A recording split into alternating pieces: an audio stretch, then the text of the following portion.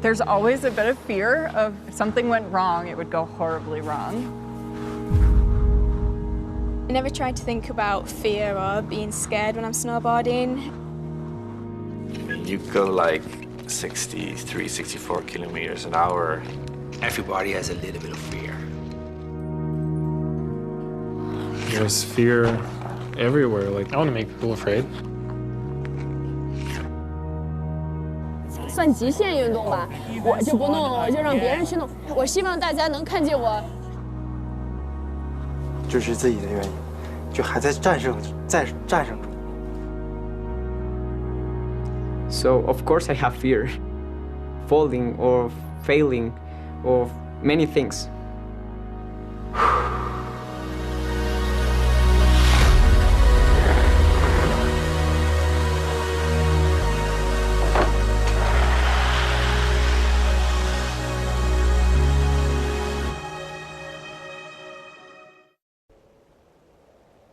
I never expected that I would be an Olympian. I always wanted to be an Olympian since I was a little kid and thought that that just seemed like the coolest thing in the world. But I never set out to be an Olympian. I think that I always said, I love ski racing and I'm gonna work as hard as I possibly can to be the best ski racer that I can be, and I'm gonna just see where that leads me.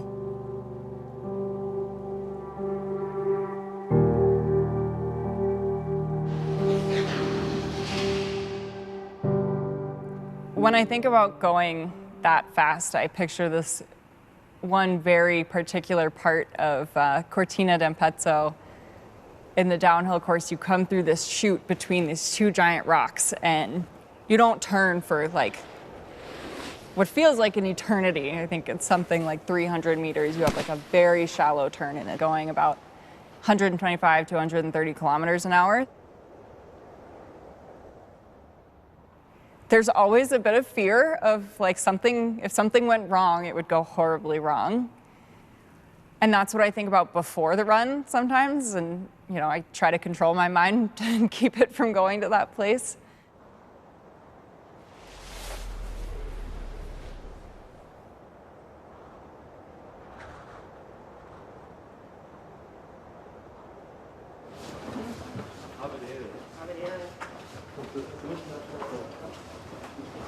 The inherent risk of going 65 plus miles an hour is always there, and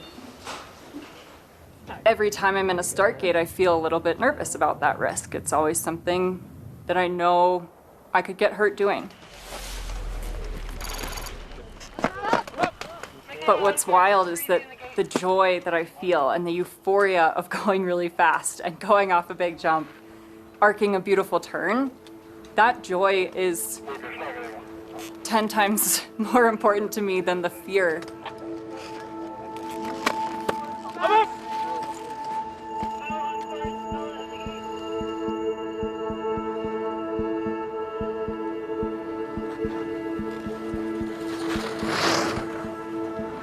Alice, round one.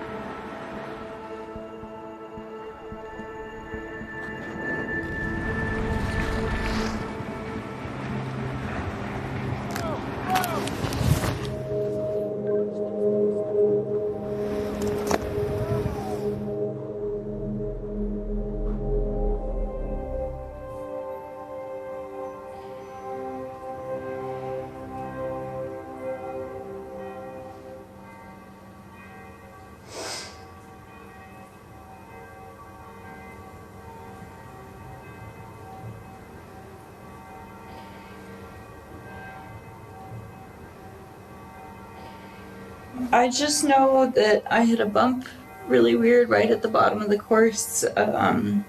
My ski caught up and it just happened so fast from there. When I was sliding, like I could feel myself kind of drag my face, and I could see my leg when I was sliding, and I knew right away that it was broken, but it all just happened so fast.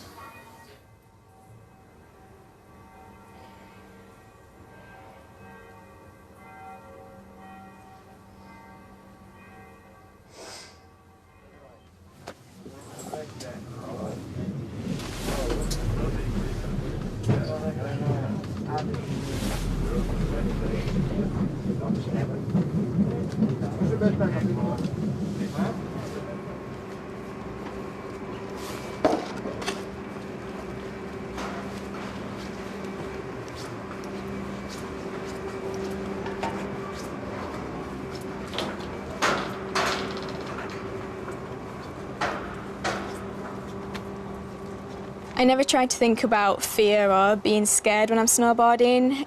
I know that injuries do come with sport, like it's not just my sport, it's with any sport. I don't know any athletes who haven't been injured. I just try and imagine, you know, the positive. So if I'm stood at the top about to try a new trick, I'm thinking about how excited I am to try it and not how nervous or anything like that. I'm just thinking about landing it and I don't think about anything else.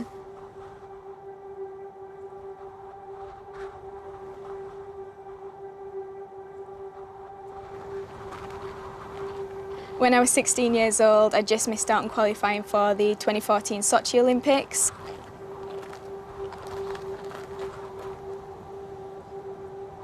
So I decided I was going to be the first girl in the world to land a backside double cork 1080. And it was, you know, a big trick. It involves going upside down twice while spinning like 1080 degrees on a corkscrew kind of axis, if that makes sense.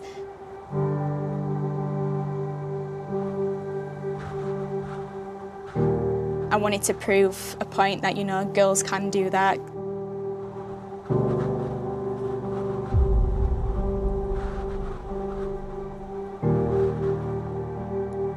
I knew that I wanted to go to the Olympics one day, no matter what sport it was, I just wanted to go.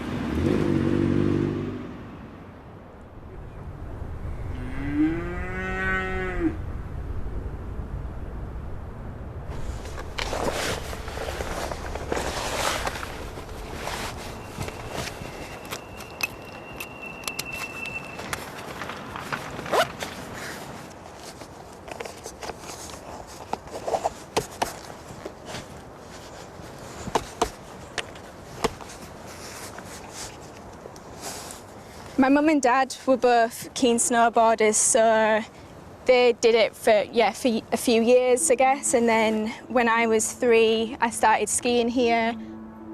My first memory of being on a snowboard was with my dad. He would used to pick me up and throw me over his shoulder and walk up the slope with me and then drop me off at the top and then I'd go down.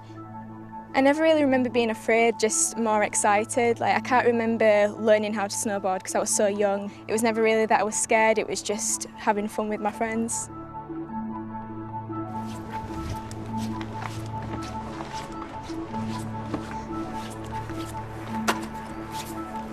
Yeah, do you know how it's running?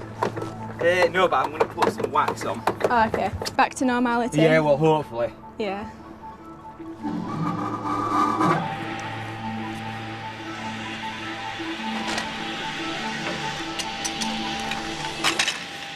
I think dry slopes just, it's really different from snow because it's made out of plastic bristles. It's basically a carpet made out of toothbrush bristles almost. It always worked all right, but they put the sprinklers on because if there's no water and it's heat like this, you'll just stick and won't really go anywhere.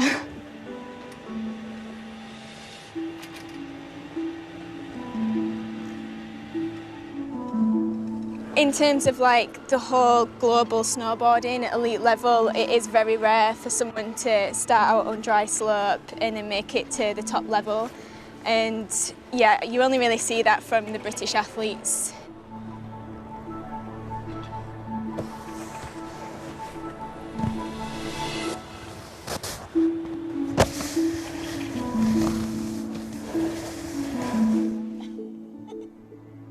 Family is really important to me, and my whole family, my entire family, have been supportive of me. Well, they got the cows in. My grandparents are just awesome. I mean, they're literally my biggest fans. That was the first championship you ever took part in. Yeah. You have a good memory, Trevor. Good memory. You didn't get a medal, you got a certificate. I think this was my first ever international podium. Well, that one's when you won the Yorkshire Championship. Yeah. How old were you? Oh, I can't remember. I only look young. That's you with the cup and gold medal. Yeah. She's brilliant. She was a really good gymnast. That's how then she proceeded to go into snowboard easy.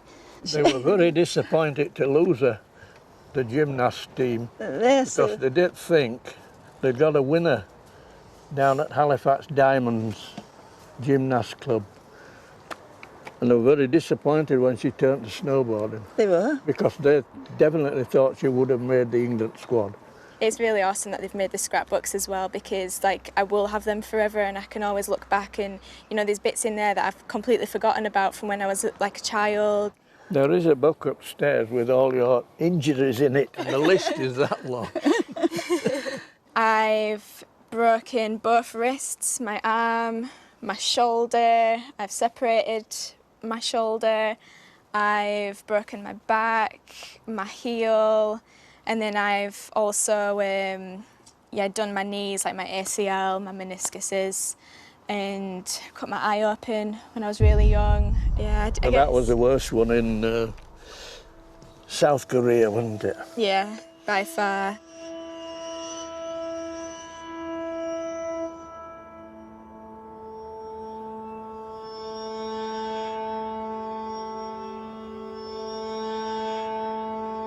I've had a lot of injuries and it made them all seem like paper cuts compared to this.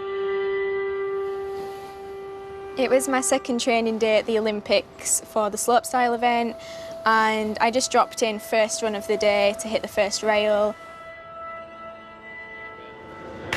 And I just slipped off the rail a little bit early.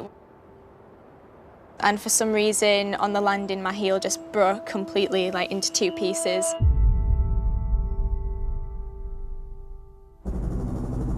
And I knew instantly it was bad.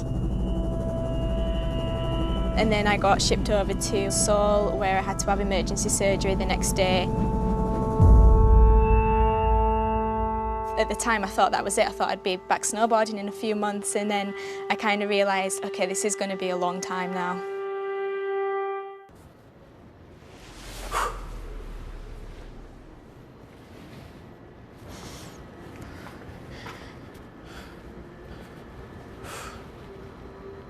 At this moment, I'm recovering from an injury that I had in the past weeks.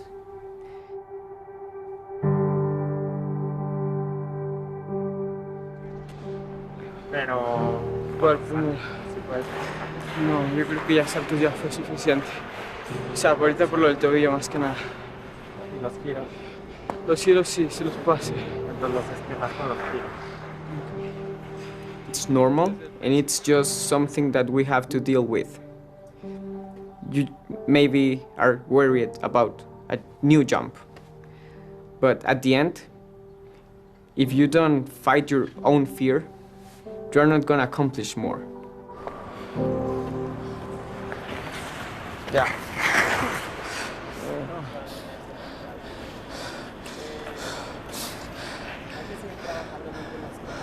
We all have fear on something.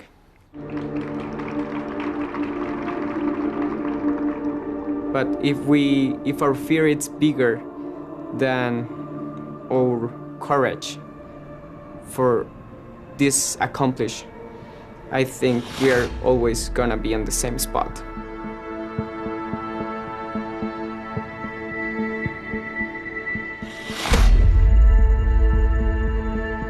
So of course I have fear of falling or failing or many things, but I try to be better or bigger than my fear.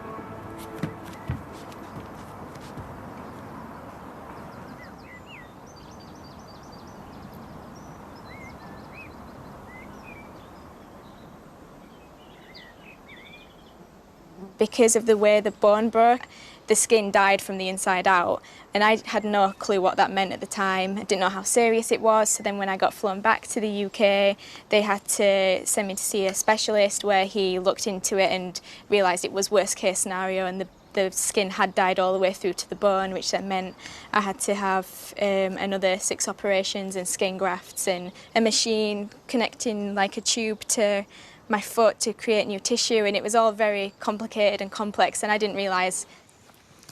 We're starting to, well, there's no official plans for pre-season yet, but I think in my head I know what I want to do. Right. And so I know I'm definitely going to be in Saas-Fee in, well, the last 2 weeks of September anyway. Oh, that's but then really good. There's then the private camps after that, so I'm thinking about potentially staying on. Right. To get more training in there. And are they at Saas-Fee as well, the private camps? Yeah.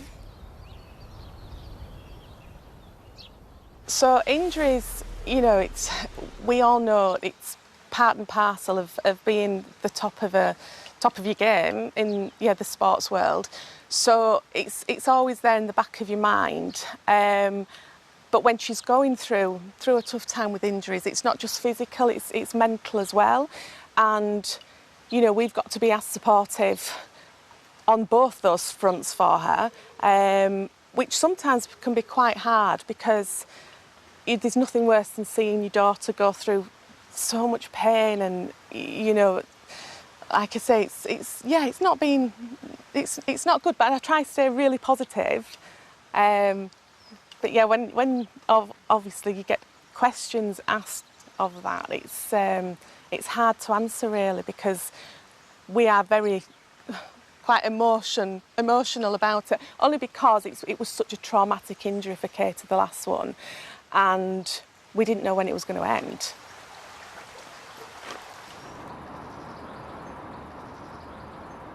So what should we make for dinner?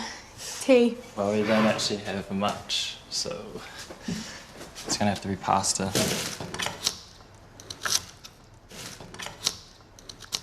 We met for the first time at a big air competition, snowboard competition in Germany, 2017. Yeah. Yeah, I was coaching my sister at the time, snowboarding, and I was quite young to be coaching snowboarding at the time, and then met Katie after she actually got 3rd or 2nd at that contest. 2nd. Yeah, and it was like a little after party, and we met for the first time. I just remember him being like really nice. Like he was really nice and interesting. Yeah, there was like a lot about him really, and yeah, you could just tell that he was a nice guy. He's actually really good, yeah, because I mean he knows my coach really well, and like yeah, so he knows not to give me advice if he feels like I won't want it, and yeah, I think we have like a good relationship in terms of like coaching and being an athlete, and yeah, it works well. It's good. Katie's good at telling me when not to give her advice as well. Yeah. I was actually at the Olympics when Katie hurt herself. I kind of got to see everything, the good, the bad, the ugly. And that's what led me to obviously stay in the UK and help her through that. And I was kind of nurse / taxi driver. So I drive her to London for her 7 surgeries, and then across to Manchester for all of her rehab. But she couldn't walk for 3 months, 4 months. She also had a broken wrist, so she couldn't shower by herself. She couldn't do almost anything. You're in a wheelchair for such a long time. Yeah, I just had to get through it, and I just had to believe that, you know, one day I would be able to walk again without pain, but it was a hard journey. Like, I've said this from the start, that Katie has the potential to do great things. But every year in snowboarding, it just gets so much more competitive, and Katie's had 2 years of missing out on that progression. So she's got a mountain to overcome to get to where she needs to be, but she's already halfway there.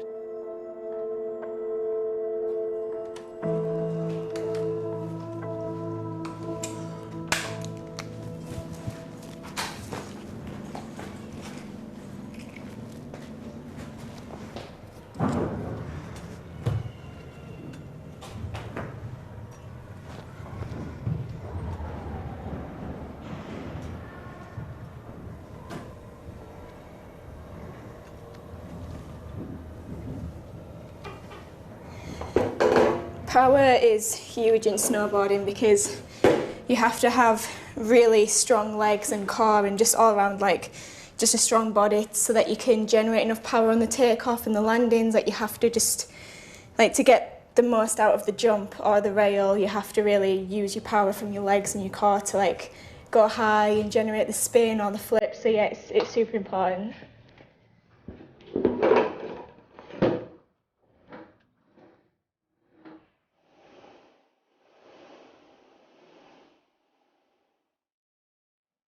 Even though Pyeongchang didn't go my way, like that was never going to stop me. I knew that I was going to come back and get myself to Beijing and qualify. I would have done whatever it took to get back to snowboarding and get back to qualifying.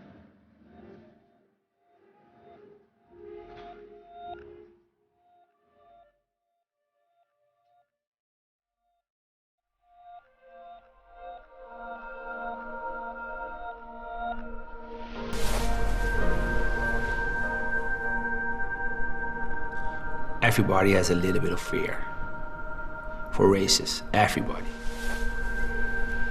That's what I believe, but you can deal with it, and that's the most important thing. How do you deal with fear? I mean, you go like 63, 64 kilometers an hour. It can be scary as hell. I think the most mistakes will be made in the corner. And that's also the moment you could lose the most speed. It's amazing feeling if you skate like the perfect corner, but it's a horrible feeling if you skate like a really bad corner. So yeah, it's kind of funny actually. Yeah.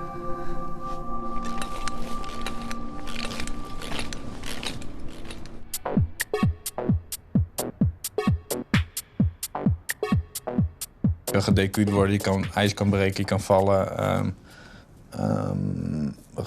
Je kan geblesseerd raken. Er zijn zoveel factoren, randfactoren, die eigenlijk moeten kloppen. En helemaal in Nederland. Er is maar één aanwijsplek. En die gaat niet vaak naar mensen die vallen. Dus ja...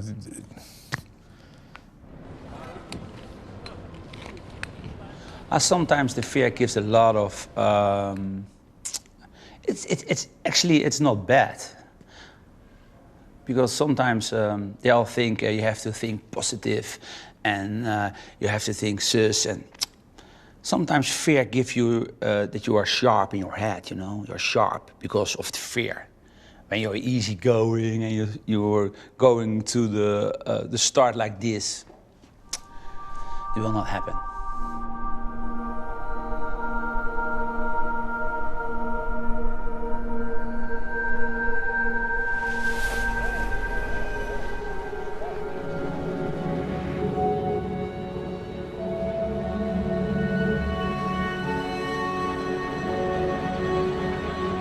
I want to make people afraid, obviously afraid of me, that, you know, when they go in a battle with me, that they're not going to win. I do that, first of all, to win the puck battle, to win the puck, to get it away from him, to separate him from the puck. So that's why I do it. So that's why I love the game, because you can fight and get 5 minutes for that.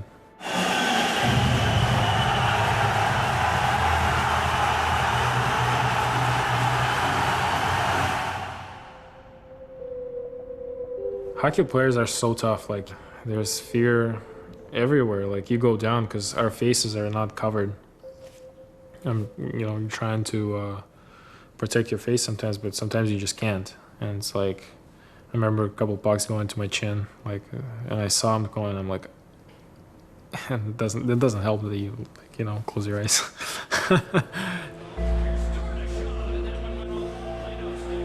Even with the concussions, like, they get a concussion, they want to go back out there.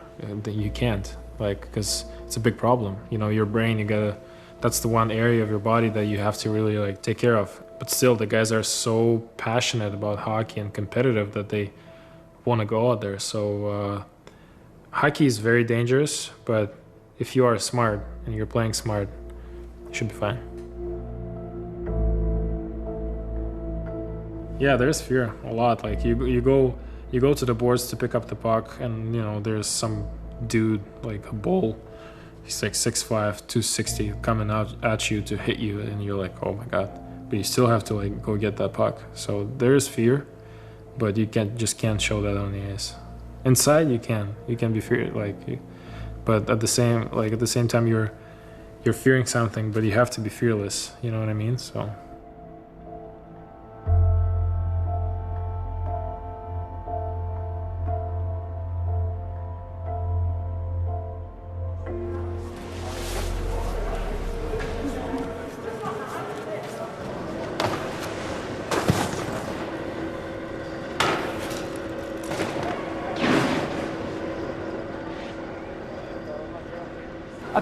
I think the sport moves very, very quickly. In women's snowboarding, it's going to move very fast, even now on the last few months leading up to Beijing. You know, Katie's aware of that, and she's capable of competing at the top level. It wouldn't shock me if Katie had, you know, a large motivation to make sure she gets through this Olympic Games safely, because she has had awful luck in the past, you know, being injured on the way in and then being injured early in training and not being able to compete. So, you know, for her, I would really like to see her compete to her level, and very personally, having worked with her for so long, you know, a medal at the Olympic Games is not the proof of Katie. She is a fantastic athlete, and that is proven already. The injuries are part of the sport. Of that, there's no question. Katie has had a particularly bad run of luck in terms of injuries back to back and the severity of some of her injuries. It really is not much more than luck. I mean, physically, Katie's in fantastic shape, and her snowboarding is, you know, is good to the highest level. But yeah, sometimes the demon of luck comes and gets you, and that's when the real work has to kick in. There are a lot of aspects that go into being a professional snowboarder and competing at the top level, and for myself, I've grown up being both a gymnast and a snowboarder from being the age of 4. So yeah, like I guess both sports went really hand in hand for me, which made me like be able to have spatial awareness, muscular strength that I really needed in snowboarding. Hi.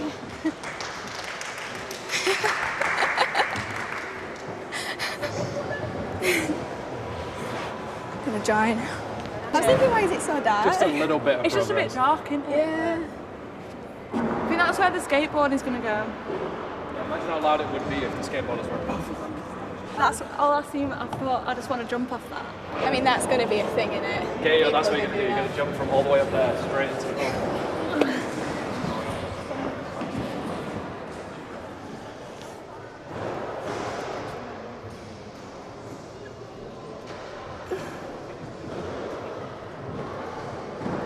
It wasn't until like myself and another member of the British team he was an acrobat, we were kind of like excelling really fast, a lot quicker than other people were who didn't do gymnastics, and that's when we kind of realised, okay, like this obviously is really beneficial for snowboarding. We started bringing in like gymnastic coaches specifically for the snow team, because they just realised that it's so important because of that spatial awareness, and it's a similar sort of like motion and similar tricks. So yeah, it's definitely a big part of my training now.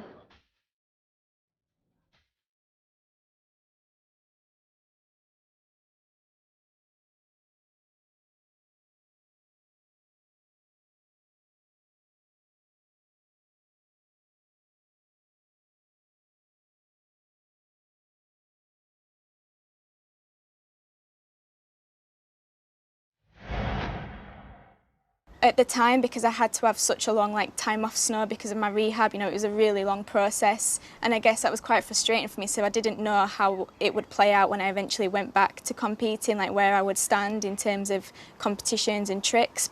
But I think because I'd done so much like snowboarding like in my head, like a lot of visualising, I knew that I could do these tricks, and there was tricks that I'd wanted to compete that I'd never done before. So if I can imagine it in my head, then I can do it on snow. That's how I kind of think of it. I do it flawlessly when I do it in my head. I guess that's like the beauty of being able to, you know, like visualise. Like you can visualise it however you want. So I kind of just imagine myself doing it, and I can see myself doing it in the air and how it feels, and it feels really like real.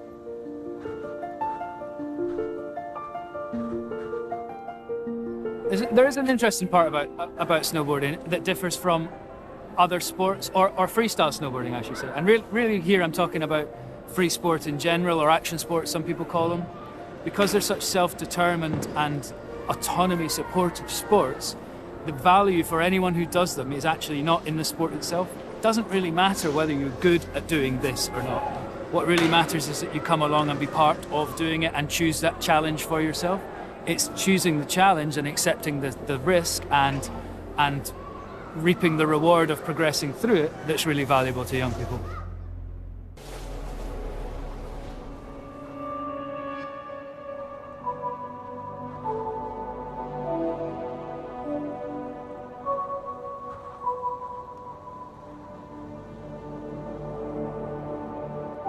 我一般都非常就是专注，我就是想跳，但是我那个时候到那个位置的时候，我身体动不了，就身体特别紧张。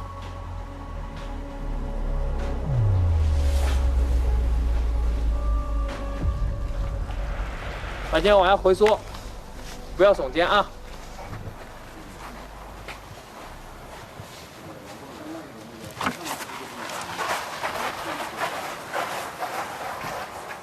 我这刚受伤那一段时间吧，心态就已经崩了，就特别崩，啊！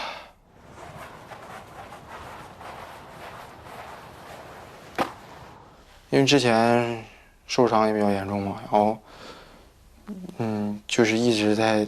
其实我跳台最大的这个困难就是在起跳点这块，因为我每次都是到那块我就不是特别敢跳，身体不在工作，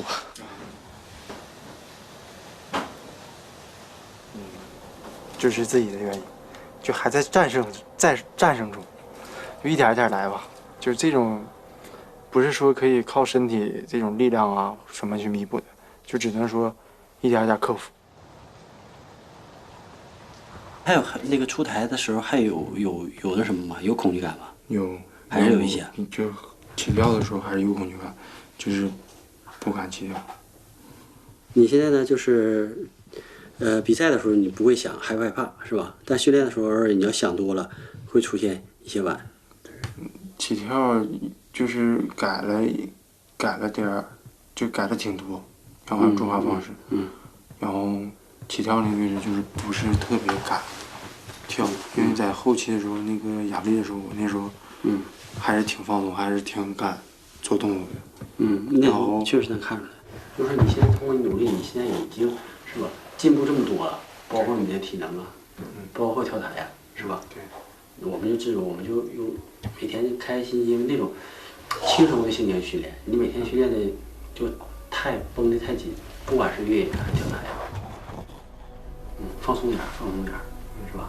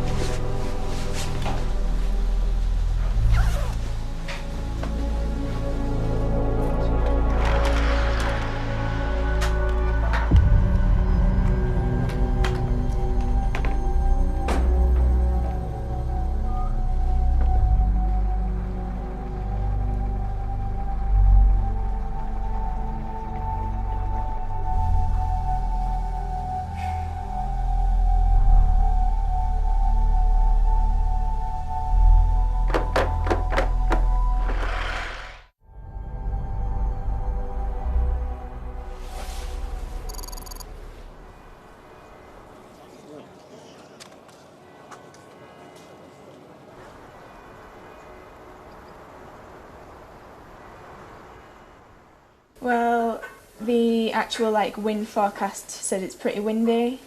If it's too windy and inconsistent, it can actually blow you around when you're in the air, which is obviously not ideal. You want to go off the jump feeling safe and it's just you and the jump, but when there's wind involved, it can actually move you about, which, yeah, you don't want when you're going over big jumps.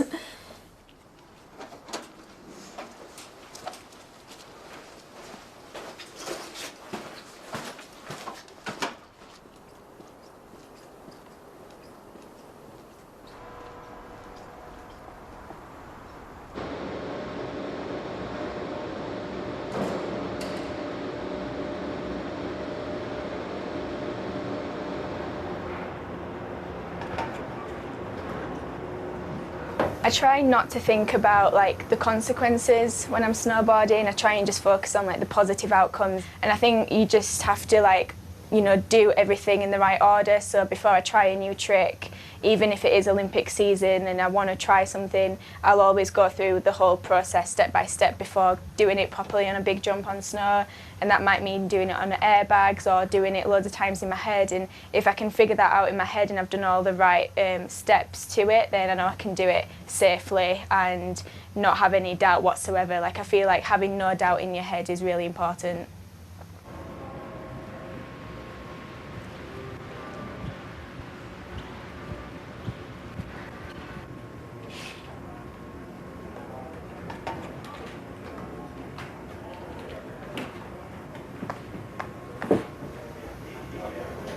Definitely got too much sun cream on.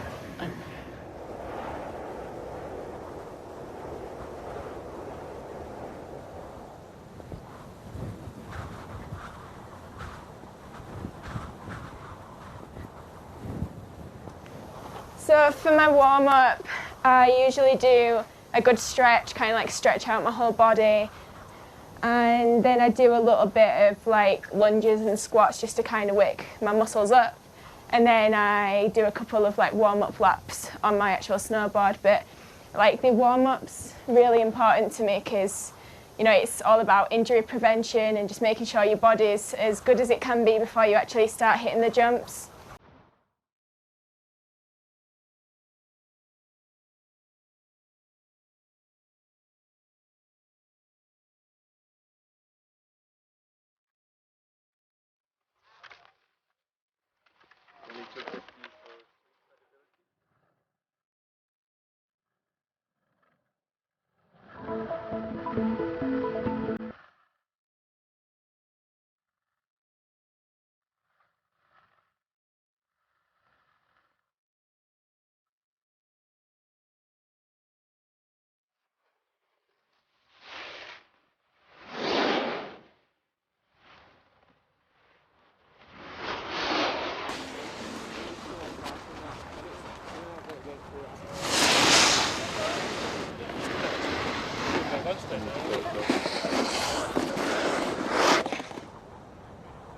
It's freezing.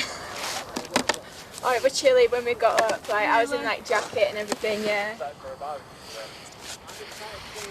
Proper wintry. What do you think? Oh, I guess. Yeah, I don't think I'm thinking anything right now, I'm not gonna lie. Yeah. I think I might just chill out and wait for it to get a bit softer. Yeah, it was a lot softer than this time yesterday, wasn't it? Yeah, yeah, by a mile. Yeah. So it's still really firm and icy because I guess it's just colder and there's a bit of tailwind today. So I might just start on the rails until it softens up, which hopefully it will soften up.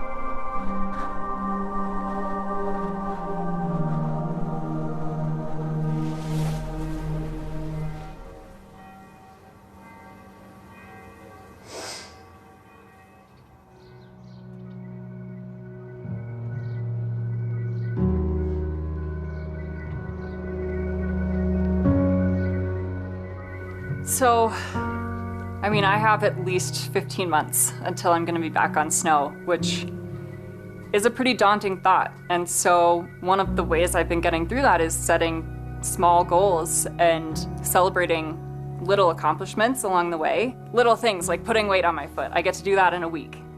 I know that if I do blood flow restriction training, which sucks, it's really painful, but if I do it a couple times a week, it's going to help my leg heal exponentially faster. And so by achieving that, by getting through 3 BFR sessions in a week, I feel really accomplished with those little things. And while I don't have any long-term goal other than get back on snow when my leg is ready, I don't even have a timeline set for that. It's just when I'm healed enough and when I'm strong enough to be on snow. I know that I can get there by hitting these much smaller benchmarks and celebrating those victories, because that joy is what's going to carry me into the next little victory and the next task and next goal that I set. I think that that's a really important message that doesn't always get conveyed, especially when you see people take a big crash. And I want people to know, especially young female athletes who maybe want to be downhillers. I mean, I want them to know that it's okay to take risks and it's okay to crash. And sometimes bad things happen. Sometimes you will get hurt. But by showing that I can do that and still find a lot of joy and a lot of passion for skiing even through this process, I think that's really important. And I hope that that is the message that I can convey to aspiring athletes.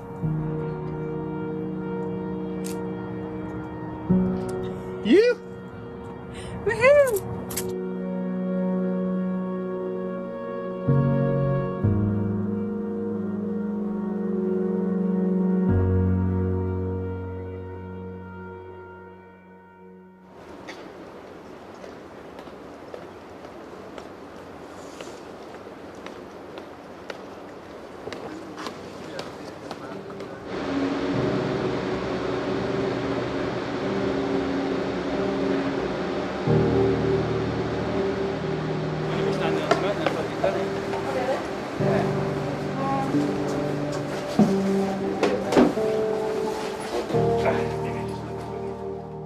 I guess at the time, because I had to have such a long time off snow because of my rehab, it was a really long process.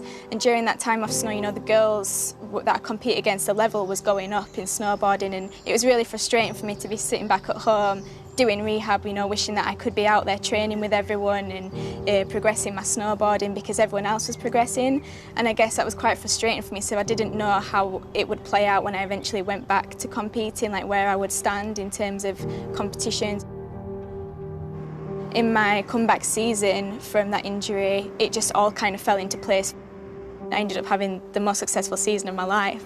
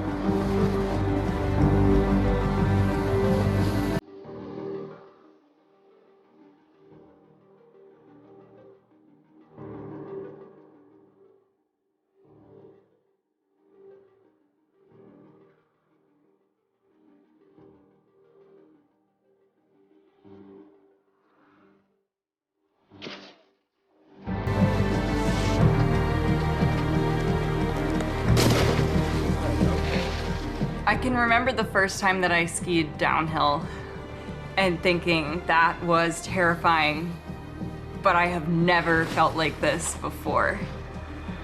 Hockey is very dangerous. I don't remember anyone being soft. It's just the hockey players, that's the way they are. 其实每天都有挺多困难的，就克服一点点克服。 Speed skaters go 60 kilometers an hour. And of course there are people who are afraid of speed skating, but it's all in the game. 你做多少准备都不可能准备好，因为这个是世界上最大的比赛，所有人都会有压力，所有人都会害怕。